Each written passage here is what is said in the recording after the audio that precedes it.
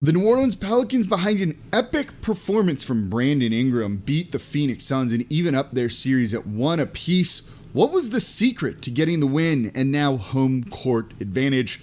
Let's break it all down in today's episode of Locked On Pelicans. Let's go.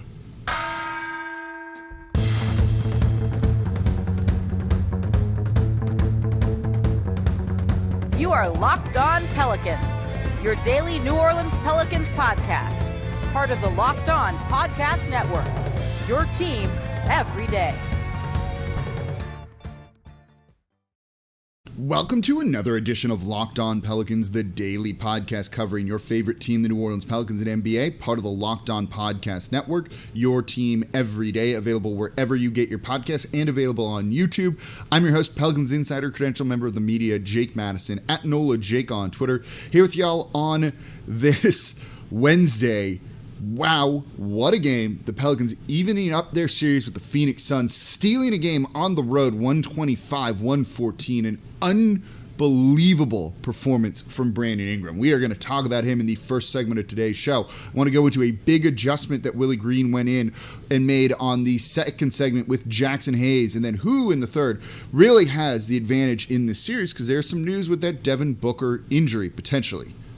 And then tomorrow, we're going to have to talk more about this game because I can't do it in just one show. So this is, in a sense, a two-parter because I do want to talk about Herb Jones, Trae Young, Larry Nance Jr., Jose Alvarado, by the way, being perfect in this game, 3 of 3, including 2 made threes, and CJ McCollum, and just everything. I'm not going to go over like 30 minutes or so. I don't really like doing that. So we're going to just do 2 shows about this sort of thing because this game was that important to New Orleans. So we're going to dive into it all in the next 2 days worth of Locked On Pelicans and a Zion little bit in tomorrow's show as well. And thank you for making Locked On Pelicans your first listen every day. We're free and available 5 days a week for y'all, breaking down everything with this team, the good and the bad. And right now it's been a whole lot more good. We've been here every step of the way. So thank you for being with me throughout the entirety of this season. And if you're just tuning in now for the playoffs, hop along. It's a fun time to be a Pelicans fan, and I appreciate you being here as well. Subscribe to the podcast wherever you get your podcasts, and subscribe on YouTube as well. Tell a friend about the show. Leave a 5-star review with a comment. All right. Pelicans win 125-114. This one was a very just fun basketball game, right? You had that explosion from Devin Booker in the first half, going for 31 points, dapping up the little baby, which was adorable. And the Pelicans withstood all of that and were only down 5 going into halftime. You had to feel really good about their chances. You saw them do a lot of things differently. Willie Green clearly made all of the right adjustments, almost, not all, but made a lot of the correct adjustments to get this team ready to go, and it paid off with the W. But first and foremost, Brandon Ingram, star performance. Superstar turn on the biggest stage, the night game that people were watching, going up against Chris Paul and Devin Booker and outplaying everybody. 37 points, 11 rebounds, 9 assists, just making winning plays down the stretch. And with the right lineups and combination of guys around him, you saw all of a sudden the light go on and he was able to do what he wanted. He rolled his ankle a little bit and was dealing with a bit of an injury. And he still went out and took this team home. And now when they land in New Orleans, they land with home court advantage after stealing it from the Phoenix Suns. All they got to do is win their 3 home games. This team's moving on and the Suns are out. And Brandon Ingram was excellent in this one. In the fourth quarter, if they doubled him, he passed right out of it. And with guys that can shoot, Jose, Trae, Larry Nance, all of those guys being out there making their shots, burned the Phoenix Suns when they threw 2 at him. Try and defend him with Jay Crowder? Didn't work. Brandon Ingram was feeling it. The spacing on the court was good, and he was able to get to his spots.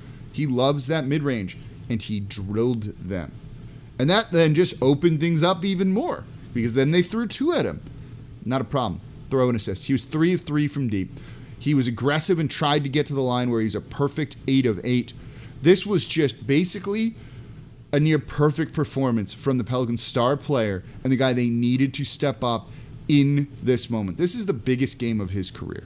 It's the second official playoff game for him. To come through like this in the clutch, we don't need to hear any more about how he's not clutch. He proved it in this win. He was that good. And credit to Willie Green, right, for making the adjustments that he needed to make, for trying to get the right lineups around him that allowed his players to succeed, that unlocked the players. That's an important part of this, right? You saw the lack of space really hurt Brandon Ingram and CJ McCollum in game 1. Well, you put a little bit more spacing out there. Those smaller ball lineups really worked. And look what Brandon Ingram is absolutely capable of doing. And he led this team to the win, again, in the biggest game of his career, on the biggest stage that he's ever been on, and he didn't shy away from the moment. And I love that the team recognized what he was doing and went to him. They got him the ball almost every single possession they could in the fourth quarter.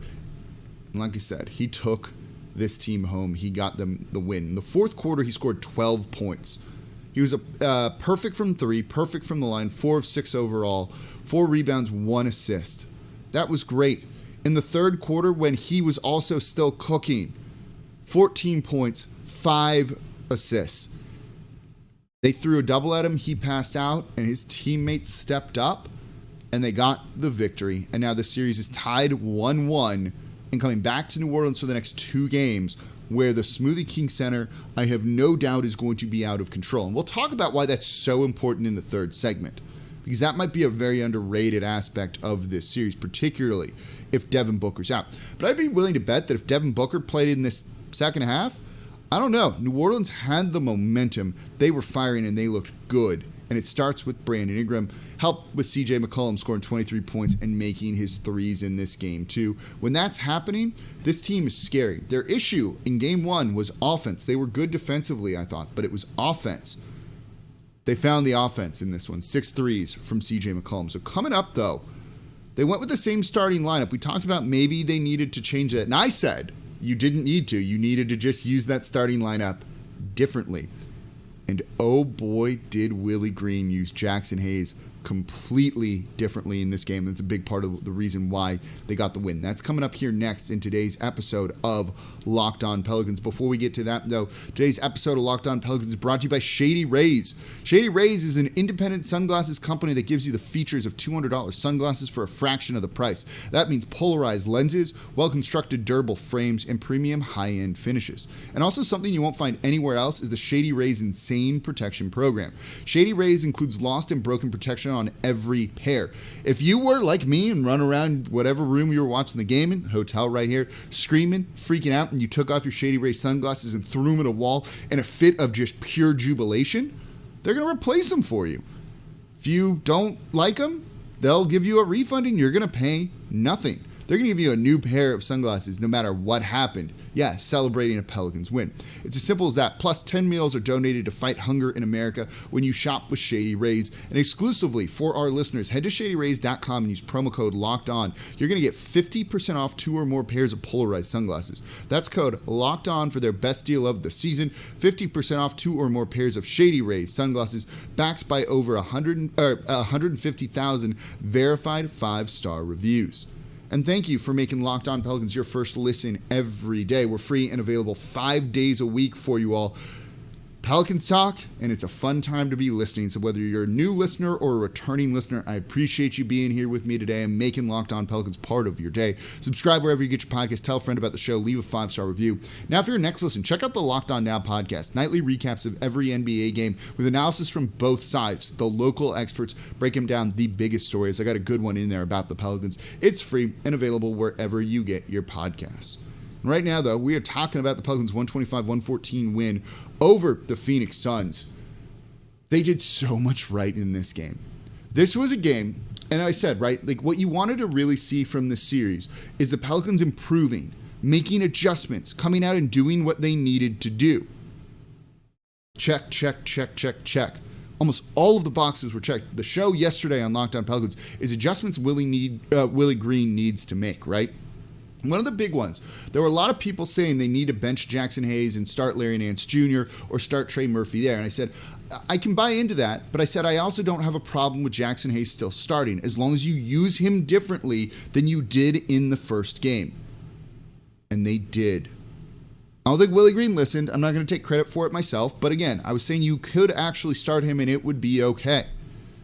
because you have to use him differently. In game one on offense, they put him in the corner as an anchor. You always kind of need at least one player in one of the corners to be a short 3-point corner threat so that teams can't sag off those guys too much, because that's the easiest three to make in the league. And so you keep a guy there, and it should just stick a defender in that spot and plant a guy there. That's why I call it an anchor. Doesn't work when it's a 6'10 center who's not like an elite 3-point shooter. You saw in game one, they would put Devin Booker or Chris Paul on Jaxson Hayes in that corner and just let him sag off and basically defend the paint and be a help defender. And the Pelicans did nothing to combat that. At times, they were basically playing four offensive guys on 5 defensive guys with that strategy. So in this game, with the same starting lineup, Jaxson Hayes was not really in the corner at all. Yes, that's what they needed to be doing. They used him in the dunker spot where he was a vertical lob threat. The other benefit of not parking him in the corner is he can get offensive rebounds. You saw him try to get them in game one, but he was just too far away to be able to come in and get those boards. Well, in this one, he grabbed 3 offensive rebounds because he's way closer to the rim. They used him off ball as a cutter, right? A lot of backdoor cuts he was trying to make. They didn't always get him the ball, and he was there to clean up some misses and get some tap-ins and things like that. Yes. Look, if you're going to run with that starting lineup of CJ McCollum, Herb Jones, Brandon Ingram, Jaxson Hayes, and Jonas Valanciunas, you will have some spacing issues, and they did in this game, and you could see it. Brandon Ingram didn't come alive in this lineup entirely, but if you're going to run that lineup, at least use it in the best way possible.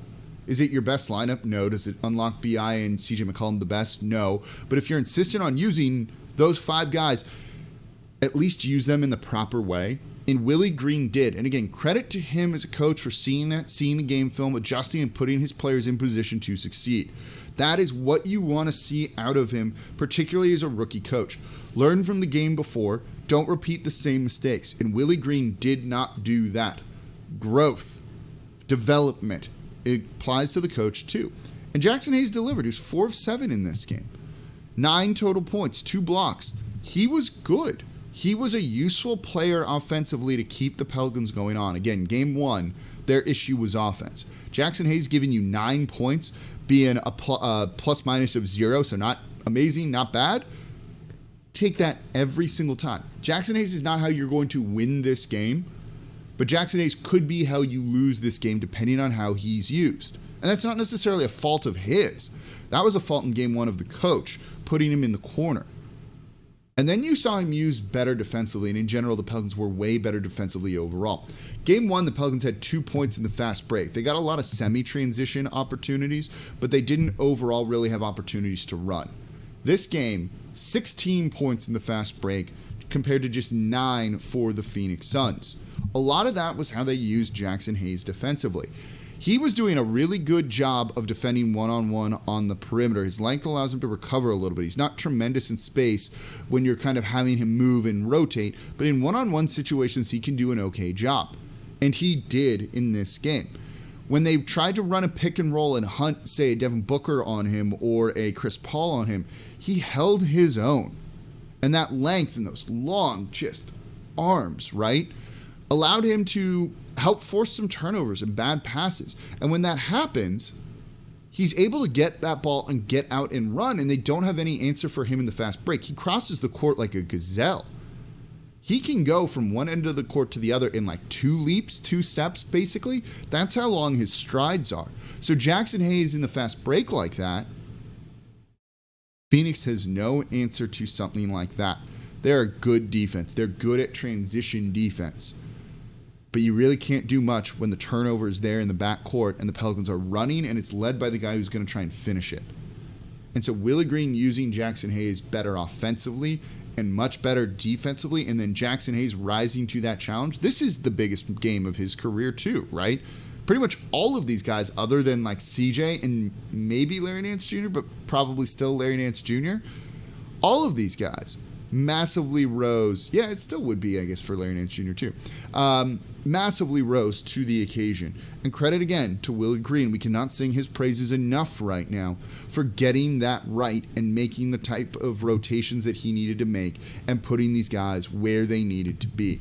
Phoenix really didn't have an answer for a lot of Jaxson Hayes. Again, I don't know if you can use him, a ton of minutes in this series, right? 20 minutes? If you're using him like you did, then yes, 20 minutes per game and he plays at this level, you can play him that much. And Willie Green had the good feel of when to take him off the court and knowing what to do. And seeing that growth from Willie Green makes me really optimistic about what the Pelicans can do in this series, because you know what? It is absolutely different right now. Let's talk about that coming up here next in today's episode of Locked On Pelicans. Before we do that, though, today's episode of Locked On Pelicans is brought to you by Built Bar. Built Bar is the best tasting protein bar out there. I'm on the road for work right now. I keep these things with me. I was running all over LA from one meeting to another.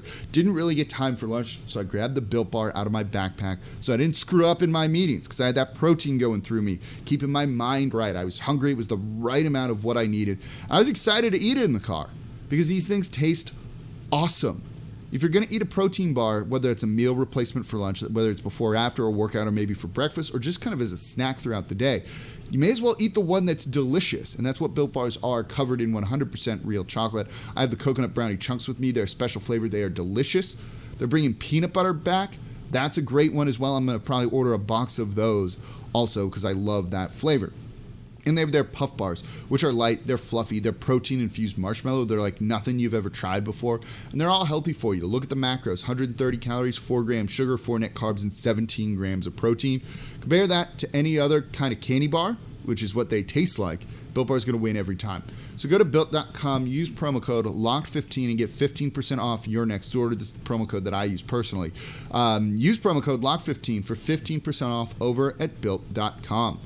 And thank you for making Locked On Pelicans your first to listen every day. We're here free and available 5 days a week for y'all. No paywall or anything like that. Breaking down the biggest moments of the team this season, the biggest stories around this team, and everything going forward.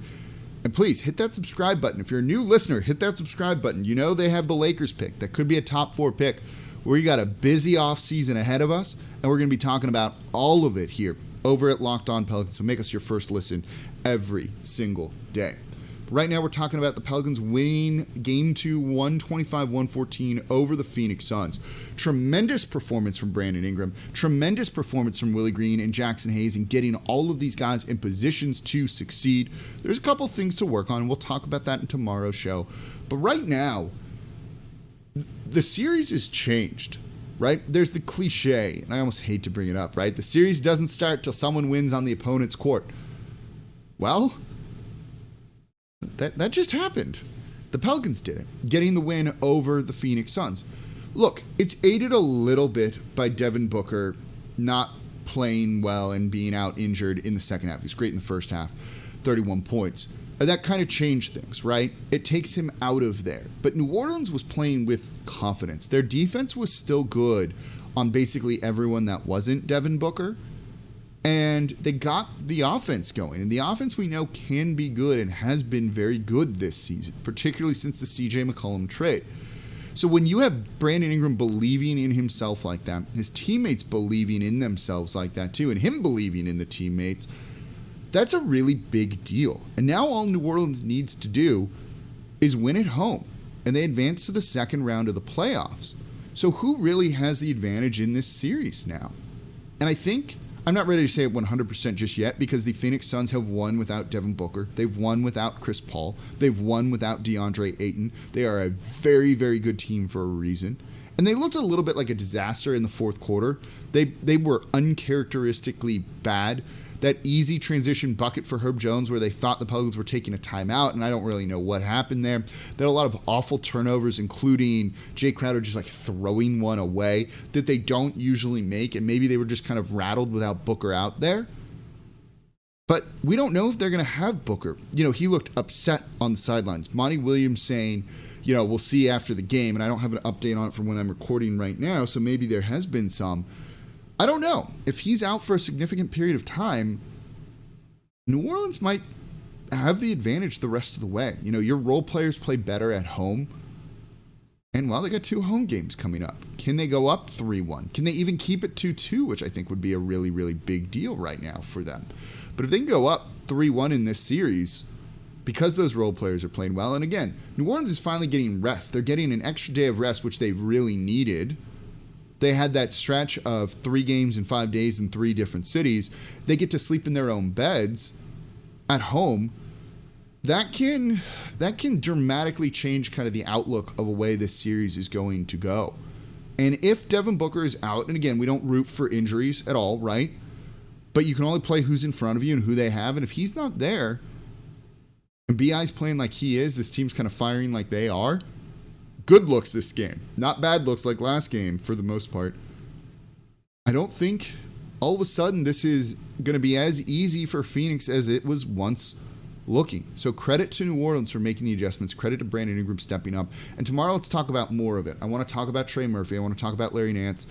Yeah, I want to talk about Zion for a little bit, at least, as well. So that's going to be coming up in tomorrow's episode of Locked On Pelicans. Just too much to talk about the win and this team believing in themselves. And look, it's going to be loud in the Smoothie King Center on Friday and Sunday. Get tickets if you haven't already.